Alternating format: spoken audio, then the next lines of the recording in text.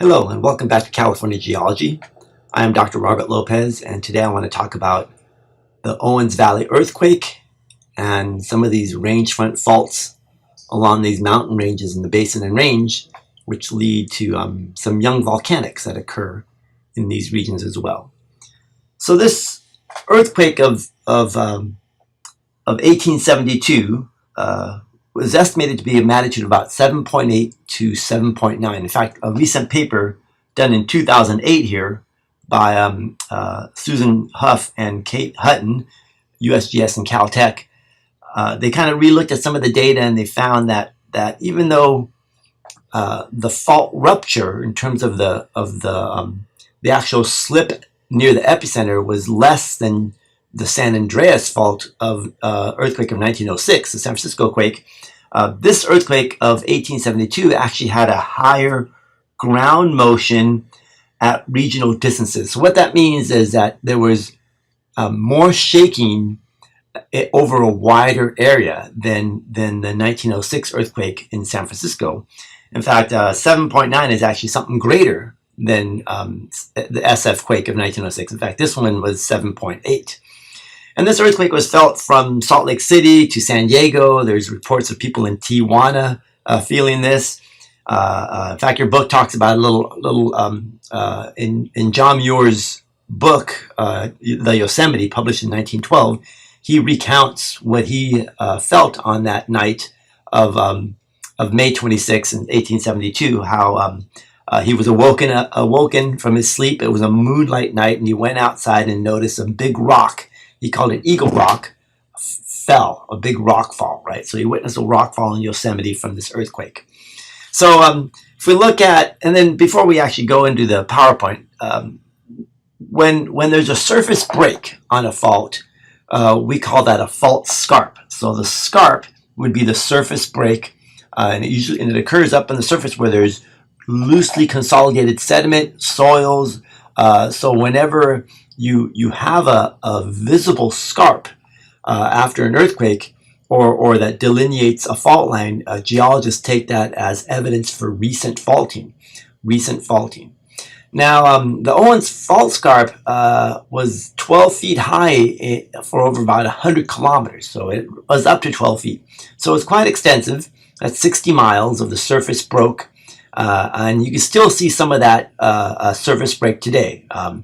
Now, other scarps in the basin and range include this Hilton Creek fault scarp, which is up near Mammoth Lakes. I'll show you a picture of the Badwater fault scarp that's in Death Valley, and there's one out in I think in the 1950s there was a pretty good sized earthquake out in Nevada that developed into a very large scarp in the Dixie Valley. So let's look at the PowerPoint, then we'll talk about the young volcanics here. These maps are called shake maps, and they're based on intensity. When we do earthquakes, we'll talk about the intensity scale and how that's used to estimate damage, how the earthquake affected buildings and people. All right, it's just more of how the shaking, the intensity of shaking in different regions. And it's really determined on factors like distance to the epicenter, what type of rock you live on. If you live on hard rock, you're going to shake less than if you were living on soft rock, and obviously the magnitude of the earthquake. So in the 1906 earthquake of San Francisco, April 18th, note that we had magnitude 7.8, and the different colors refer to intensity of shaking. Basically, when you're getting here to 9s and 10s, it's pretty much total destruction. But 1s, 2s, basically 1s you're not really felt, but 2s and 3s are felt by people. Certainly here a 4. 4 would probably wake me up out of a slumber, from sleeping. And so you can see for the 1906 quake, it's a pretty extensive region. And then when we compare that to the Owens Valley quake of 1872, you can see that there wasn't as much immediate damage near the epicenter, but you can see that there was a much larger, widespread shaking felt by people, right? So this is what they mean by there was a larger ground motions at regional distances.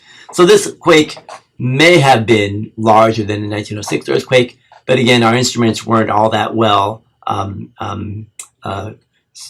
developed to measure this back during these times. Now, I mentioned fault scarps. Remember, the most recent scarp or the most recent break will show up in the sediment. In fact, because the fault scarps are bounding mountain ranges and grabens, there's usually an alluvial fan that's coming down, young sediment being eroded off the mountain front here, and then that young sediment is being broken by the scarp here. And so you'll see this definite step where the young faulted sediments are disrupted by that fault motion. Now, here is a photo of the Owens Valley. Here's the High Sierra Nevada. Mount Whitney is right here.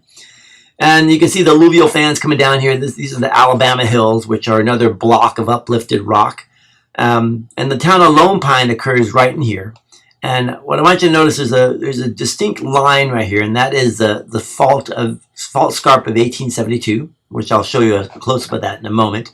But you can see that the whole Alabama here are also delineating more ancient uplifts or more ancient earthquakes in the past that have accommodated uplift of the Sierra Nevada block here. Yeah. Another interesting note here is you can see these strand lines of the ancient Owens Lake here. So one of those Pleistocene Ice Age lakes.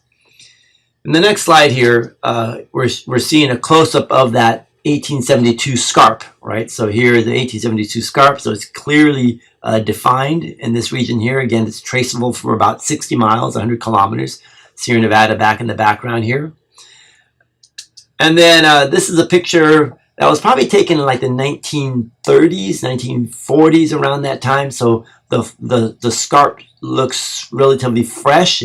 Some of it has eroded. You see some of these boulders have tumbled down. A lot of this is glacial moraine, glacial till coming off the Sierra Nevada.